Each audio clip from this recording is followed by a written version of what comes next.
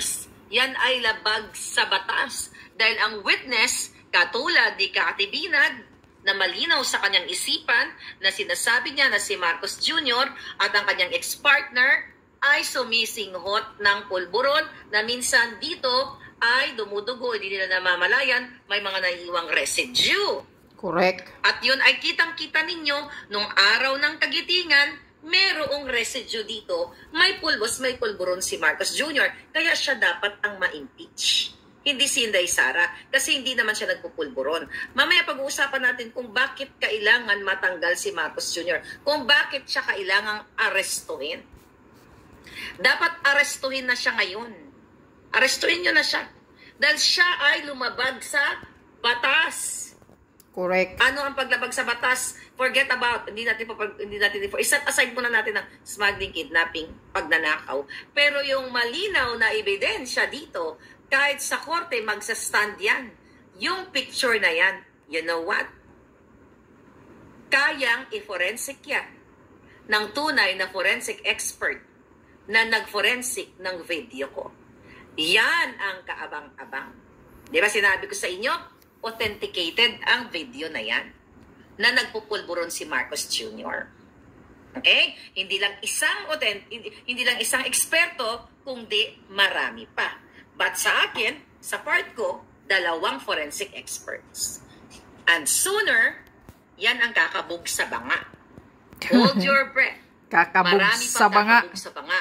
And I hope kapag kumabog na ito lahat sa banga, siguro tatapang na kayo at maninindigan na kayo. But balikan natin yung gagawin nilang pagtatanim, pag-bribe dito sa fake witness laban kay Inday Sara. Kahit na ito ay pwede adapt na kasuhan, itong fake witness nila pala ng mga bangag. Diba? Kapag nagsisinungaling ka, perjury. Katulad na ginawa nila kay Agent Morales, okay? Hindi nagsinungaling si Morales, kundi what? Ginamitan ng puwersa ng mga bangag na i-convict si Morales. Kaya nag-aapila ngayon si Agent Morales. Okay? Now, ano ang dapat kalagyan nitong fake witness na ito? Kapag nawala na si bangag at ang lahat ng mga bangag, dapat managot siya. Hindi pa naman siya lumalabas. Ngayon, for sure, nanood mo to. Diba? Kung ako sa'yo, huwag ka magpapasindak. Itaya mo ang buhay mo laban sa iyong prinsipyo. Huwag ka magpapabayad kasi hindi ka rin naman bubuhayin ng mga yan. Okay? Tama. Hindi ka bubuhayin ng mga yan. Ikaw, teacher ka ba? Sino ka ba? Sino ba ang babayaran nila dyan sa Department of Education? Para tumayo, na magpa-interview sa media. Kasi gusto nilang, ipakalat sa, kasi yung mainstream media kakampi nila. Hindi nga inuulat yung pulboronic activity ni Marcos Jr., di ba? Kitang-kita na ng media dito na mayroong pulbos dito na ipinagbabawal na pulbos ni isa walang nag-react o nag-ulat na media, ang SMNI lang at tayo sa social media. Siguro kung si Pangulong Duterte ang may ganyan na nakitang pulborek, ay baka international kinontak na lahat. Kaya nga, non-stop ng mga hinayupak sa international media. Hindi na huminto sa pag-iingay. Pati sa ICC. Kung si PRRD si yun. Pangulong Duterte yun, talagang parang parang lahat kasabwat na. Pero dahil kasabwat ni Bangag Jr. ang mga jutang jinimes na mga media, kaya ni isa walang nag-ulat dito sa pulburo na ito. Pero, kahit hindi nyo iulat, okay, ilalabas ko soon, mga kababayan, ang authentication ng video. At doon magbabakbakan tayo. Kaya nga, di ba? Bakit? Takot ang DILG, ang DND. Di ba? Di ba? Anong petsa na? July 21 yung aming event. July 21 ko inilabas. Anong petsa na? Magjo-July 21 ng isang buwan na. Di ba ang sabi nila? Pananagutin daw nila ang mga taong nagpalabas ng video. Ako po ang naglabas ng video. Correct. Takot sila. Pananakot lang yun. Doon. Takot ang gobyerno ng Pilipinas na Exactly. magkaso kay Maharlika patungkol doon sa video na ipinalabas ko. Kasi takot silang magbabakbakan kami sa Korte ng Amerika. Takot silang Why? magkaray-karay mo. Alam niyo ba, mga kababayan, kapag inirelease ko sa inyo ang authentication, ngayon 50-50 pa kayo, akala nyo ini-etchos ko lang kayo, di ba? Oh, baka wala namang authentication yan si Marlica. Pinagloloko lang tayo niyan. AFP, PNP na matitino, pag inilabas ko ang bonggang-bonggang authentication, sana ipangako nyo sa inyong mga anak, mga kapwa-apuhan, na maninindigan kayo. Dahil itong authentication na ito, itong eksperto na ito ay willing siyang mag-stand sa korte Yes. to prove that the video is indeed real. Walang edit, walang AI. Kasi 'di ba, 'yun ang mga sinasabi, 'yun ang una nila sinasabi nung July 21 dito sa sa Amerika, 22 diyan sa inyo, nung nataranta sila na ito daw ay AI. Babangga ko sa inyo ang forensic expert diyan sa mga kay si Pulpul na Abalos. Open your neurons, open your brain, open lahat, buksan nyo ang inyong mga utak at inyong mga puso. Kung si Maharlika ay nagsinungaling sa taong bayan na sinasabi ko na yung video na yun ay si Marcos Jr., di ba? Na si Marcos Jr. na at ginawa ko, nag-AI ako, nag-ganyan-ganyan ako, di ba? Well, I'm not good in technology anyway, di ba? So, dapat kinasuhan ako. Ba't hindi ko yan gagawin, mga kababayan? Ayokong mawala ang kredibilidad ko sa taong bayan. Bakit? Hindi maglalabas si Maharlika ng video na hindi pulido. When I say hindi pulido, na hindi na-authenticate ng mga eksperto. Eksperto sa Asia at eksperto sa Amerika. O gusto ninyo, may taga-Europa pa dyan, i-authenticate nyo sa Europa. Para meron tayong Asia, Europa, ay Amerika, Europa. Kung gusto nyo sa Antarctica o sa Mars, pwede rin. Kung Kaya merong nga. forensic expert doon. Kailangan But anyway, legit. going back dito kay Inday Sara, mga kababayan, ito ang gagawin nila kay Inday, na mag-hire sila ng fake witness para puruhan si Inday sa social media. No, not only sa social media. Sa social media, panalo siya. Panalo ang taong bayan sa social media. Pero sa mainstream media, magpapatawag sila ng press conference, tatawagin nila ang kanilang fake witness. Okay? Ang fake witness, mga kababayan. Bayad Para witness sirain yan. si Inday dahil nagsalita na si Inday dito about sa pulburon. Ay, Day, anong email ni Inday? Send ko yung authentication sa'yo, Vice President. Miss Vice President Inday Sara. Hindi na. Hindi ko na isi-send din kay Inday. Ilagay natin sa Facebook page, sa YouTube, for public consumption. And you decide. Kaya sila gigil na gigil. Gustong ipagorgor si Inday Maharlika. Do you know that ako ay Inday din? Yeah, si Inday din ako. Alam mo, akala nyo si Inday Sara, mga Bisaya kasi, di ba? Inday, Nini, Tuto. Now what? Sabi ni Tina, share. Huwag kayong mag-alala. Pinadadama lang natin ang mga pangag. Do you know that? Na strategy yun. At mga bangag kasi nataranta sila. Kung inilabas namin, ng forensic expert, right away, from Asia, Antarctica, ganito kasi yan, mga bangag, nasunog kayo, nakuryente kayo, ika nga. Nilabas ko yung video, nataranta kayo kasi SONA. So, nagpatawag kayo ng press conference. Pinatawag si DND, si NBI, si PNP, PDEA pa ba? Meron pa daw lahat ng mga julul. Dahil nataranta kayo, dahil alam nyo na si Marcos Jr., yung video na yon, nag-ano kagad si Abalos na, oh, AI yan. Then you will debunk. Then you will prove that to the forensic expert here in America. I challenge you, file a case against me with that video. Correct. Kung yan ay AI, kung yan ay minanipula ni Maharlika. Yeah. Then ipapalunok ko ang authentication sa inyong lahat. Yes. Diba? So nataranta sila mga palangga, kaya ang mga pulpul, naggupit-gupit na mga pulder, in-enhance si Marcos Jr., yung tenga daw. Hindi ganyan ang way ng mga forensic expert. Kaya dapat arrestuhin na yung mga yan. Yeah, correct. Okay? Hindi ganyan kayong mga matatalino, hindi ganyan magsabi na, ay, nagpalabas si Maharlika kasi ito, in-screenshot nila, binlow up nila yung picture, ganun. Ayun, tenga, iba yan.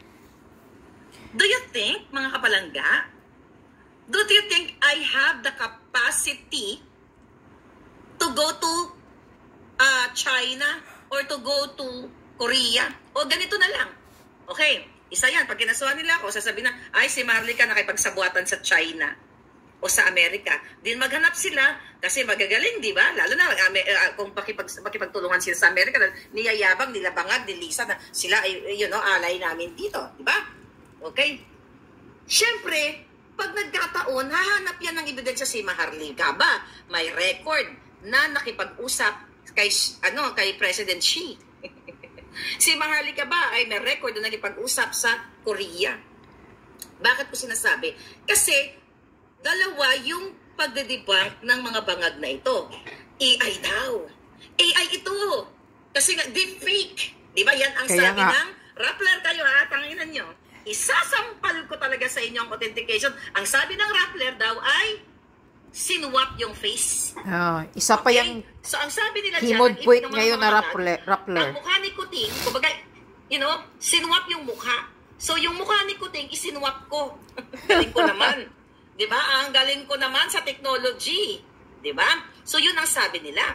So, do I have that capacity, money, resources? Eto na lang. Okay? Kasi ang isang nilang pagsisinungaling dyan, I hope you're listening, mga general, mga retired na nag-sign ng manifesto, kayong mga kapulisan, wag naman kayo po magpa-insulto sa mga bangag na ito. Hindi ako magsasalita sa inyo na authenticated ito kung hindi authenticated. And yung nag-authenticate niyan sa Amerika, mga kababayan. Kasi I want to make sure na talagang hindi lang tayo nag-base sa isang forensic expert.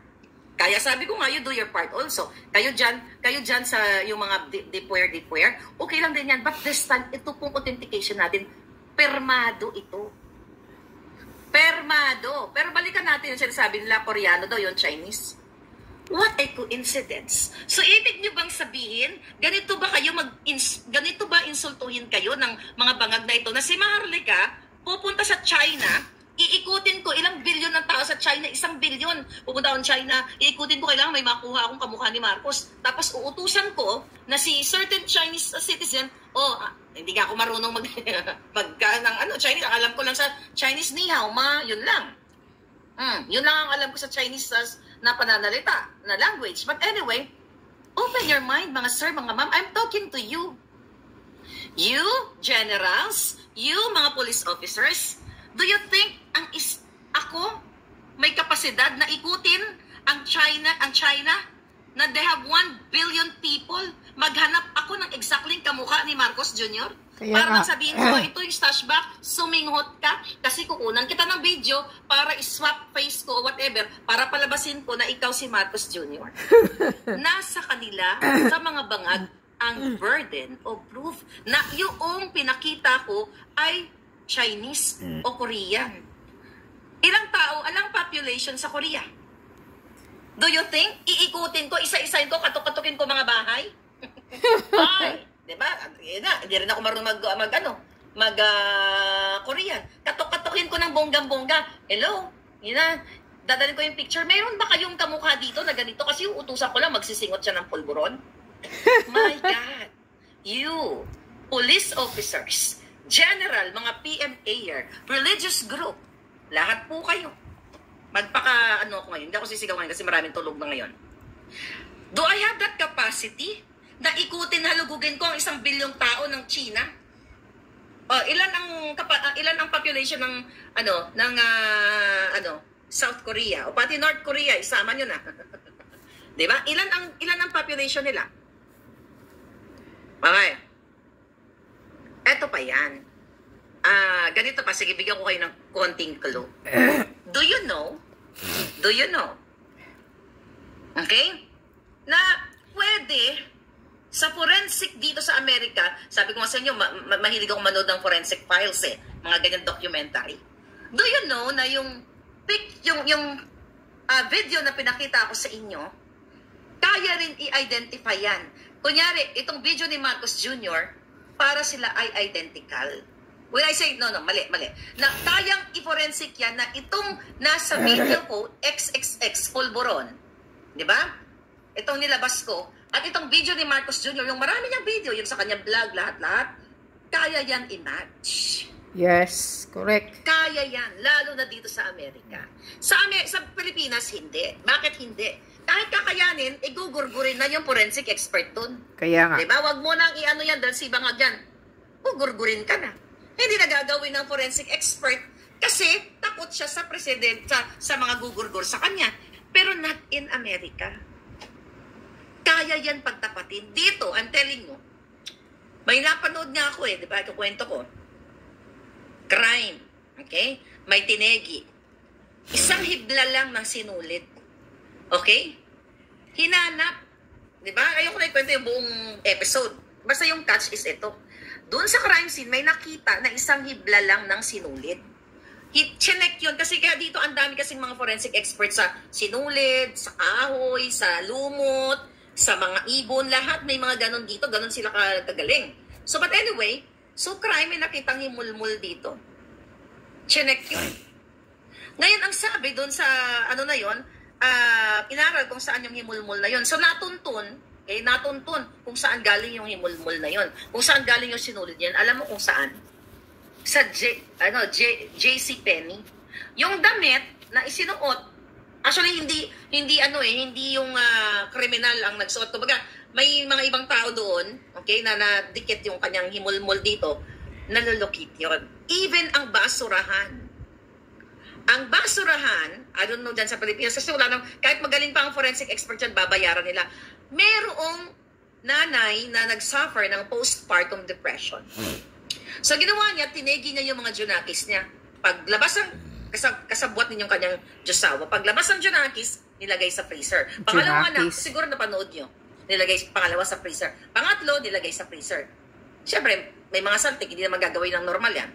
So like, after, nakatira sila sa parang bulubundukin ng Amerika. So like, several years, di ba?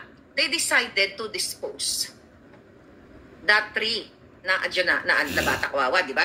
Masyado nakakatakot yung mga kwento. Pero anyway, pinipresent ko sa inyo yan. Kasi nangyayari yan. So ngayon, tinapon nila ng bonggang-bongga. It just so happened, kahit bundok yun, may nakadampot ng basura. Di nalaman, long story short, nalaman na mayroong tatlong bata doon na itinapon. Then, tinignan yung mga kapaligiran kung sino ang may nakamalapit na bahay, lahat tinignan. Sila yung suspect, yung nanay at ang tatay, yun sila ang pinakamalapit doon. Hindi nila akalain kasi nasa bundok sila nakatira. Paano na-solve yung crime? Paano na-solve ang crime? Di ba? Siyempre, deny to death yan sila, di ba? Dahil sa basurahan. Yung ginamit nilang trash bag, doon sa tinapon nilang trash bag, nag-match. Kasi ang mga trash bags, may mga batches yan. Even ang mga baso, even yung mga kordon, anything here in the States. Based doon sa panonood ko, lahat yan may listahan kung saan ginawa ito. Di ba, dati kinuwento ko yung carpet, himulmul ng carpet, saan ginawa yung carpet, hanapan niya. It's the same thing here, dito sa video na ito. Okay? Kung yun ay mapupunta sa korte, mapupunta sa korte, mga palangga, kakalaboso si Bangag. But syempre, hindi yan sila magkakaso.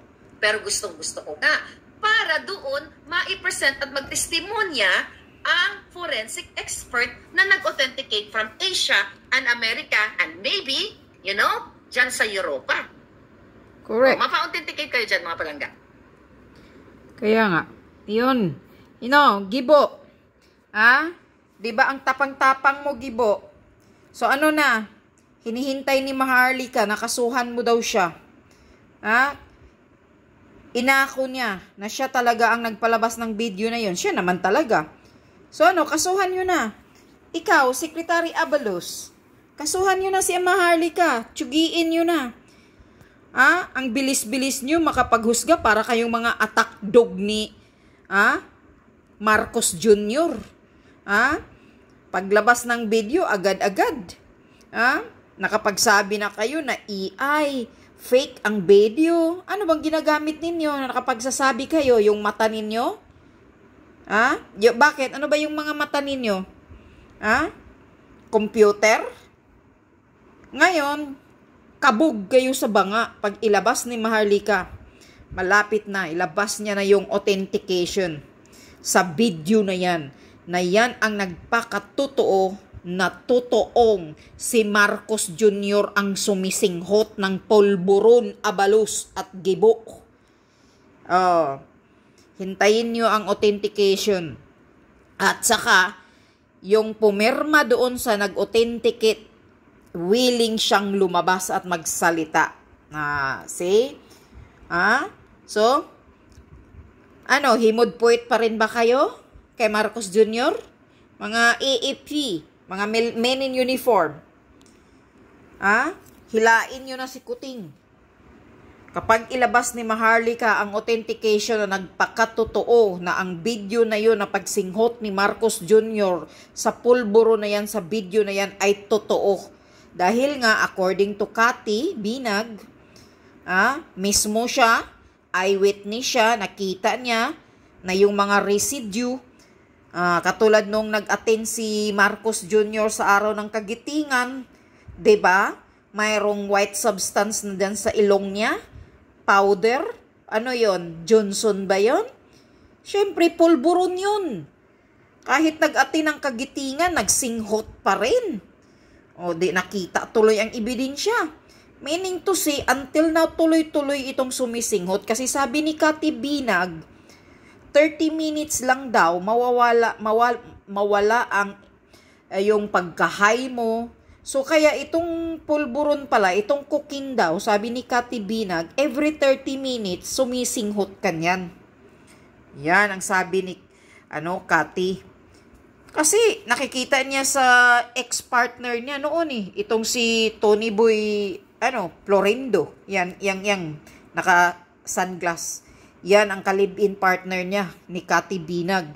Naka-classmate ni Marcos Jr. noon na sumusuyop, sumisinghot ng kokin daw doon sa bahay ni Marcos Jr.